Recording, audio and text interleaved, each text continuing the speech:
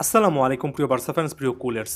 আরও একটা ক্রুশাল জাংশনের সামনে কিন্তু বার্সা দাঁড়িয়ে আছে। সর্বশেষ ম্যাচে অ্যাথলেটিকো মাদ্রিদকে পরবর্তীতে দুটো গোলের বিপরীতে 4টা গোল যেভাবে বার্সা দিয়েছিল, একেবারেই সুখের চরম সীমানায় এই মুহূর্তে বার্সা ফ্যানদের থাকা উচিত। তবে সেটা খুব একটা বেশি যাচ্ছে না, কারণ ইনজুরি সংক্রান্ত ইস্যু আছে। আপনারা নিশ্চয়ই ইতিমধ্যে জানেন যে মার্ক কাসাদো একটা নি ইনজুরি পিক করেছেন, 2 মাসের জন্য অন্তত মাঠের বাইরে থাকবেন। অন্যদিকে ইনিয়েগো মার্টিনেজের অ্যাঙ্কেলে একটা ফোলা ভাব আছে, আশা করছি তিনি খুব দ্রুত ফিরতে পারবেন। তবে মার্ক কাসাদোর এই ইনজুরিটা সত্যিকার অর্থে বার্সার জন্য খুবই বাজে সময়ে একটা বাজে খবর হিসেবে এসেছে। সামনে ইন্টারন্যাশনাল ব্রেক শুরু হচ্ছে, এই সময়টাতে কোনো প্লেয়ার যাতে করে ইনজুরিতে না পড়েন সেটা নিয়ে আসলে অনেক বেশি করে চিন্তা থাকবে, কারণ এই ইনজুরি ইস্যুটাই ক্রুশাল সিচুয়েশনে সিজনে এর আগের অনেক বছরগুলোতে বার্সার জন্য সবচেয়ে চরম দুর্ভোগের কারণ হয়ে দাঁড়িয়েছে। ফ্লিকের অধীনে সকল কিছু ভালো যাচ্ছে, এই মুহূর্তে this is the last thing we want, এই জিনিসটা আমরা একেবারেই চাই না। এখন আসছি মার্ক কাসাদো প্রসঙ্গে। সত্যিকার অর্থে বার্সার জন্য এটা একটা বিশাল লস, কারণ সেন্ট্রাল ডিফেন্সিভ মিডফিল্ডে বার্সার কাছে যথেষ্ট অপশান নেই। অপশান থাকলেও একেবারে পারফেক্ট প্রোফাইলের একটা ঘাটতি আছে।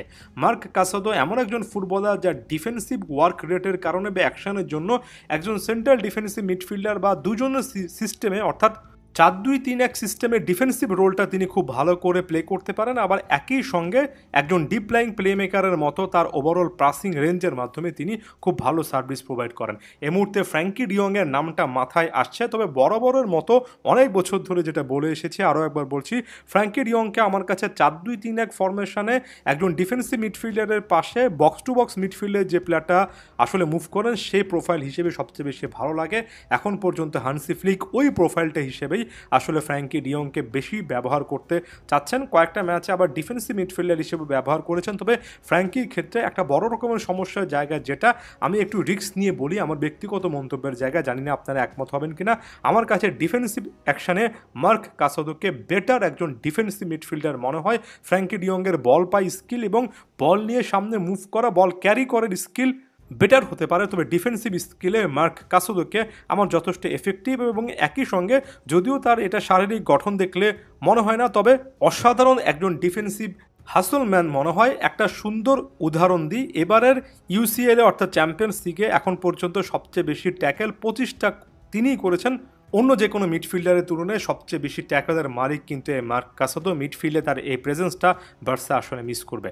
এখন ফ্র্যাঙ্কি ডিয়ং ছাড়া আরও অন্য অপশন খুঁজতে হবে, কারণ ফ্র্যাঙ্কিরও ইনজুরি সংক্রান্ত অনেকগুলো ইস্যু মাঝে মধ্যে কিন্তু সামনে চলে আসে। গাভি এক্ষেত্রে একটা অপশন অনেকের কাছে হতে পারেন, তবে ফ্লিক এখন পর্যন্ত ক্লিয়ার কাটভাবে দেখিয়ে দিয়েছেন যে গাভিকে তিনি আরেকটু হাই অন দ্য পিচ আশা করেন। অনেকটা দানি ওলমো যে পজিশনে খেলেন 4-2-3-1, সেখানে তিনি গাভিকে অনেক বেশি ব্যবহার করেন। এই সিজনে যখনই মাঠে নেমেছেন বদলি হিসেবে যথেষ্ট ভালো করেছেন। এরিক গার্সিয়া একটা অপশন হতে পারেন, তার ভার্সিটিলিটি আছে, এমন টাইপের সেন্টার ডিফেন্সিভ মিডফিল্ডে তিনিও কিন্তু একটা ভালো অপশন আসলেই ফ্লিককে প্রোভাইড করবেন।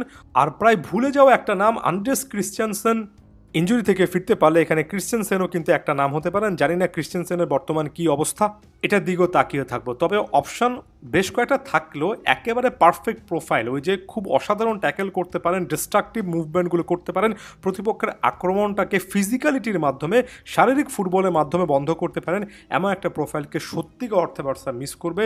এই সময়টাতে মার্ক কাসাদো তাই ইনজুরিতে পড়াটা অনেক বেশি আনফর্চুনেট। তবে ফ্লিকের সবচেয়ে ভালো যে ব্যাপারটা সেটা হচ্ছে তিনি পারফেক্টলি অ্যাডজাস্ট করতে পারেন, এই ব্যাপারগুলোকে মেনে নিয়ে সামনে এগিয়ে চলতে পারেন। আশা করছি খুবই ক্রুশাল এই মোমেন্টটাতে কাসাদোজনিত এই সমস্যা থেকে ফ্লিক কোনো না কোনোভাবে বের হয়ে আসবেন। আদিওস ভিস্কা এল বার্সা।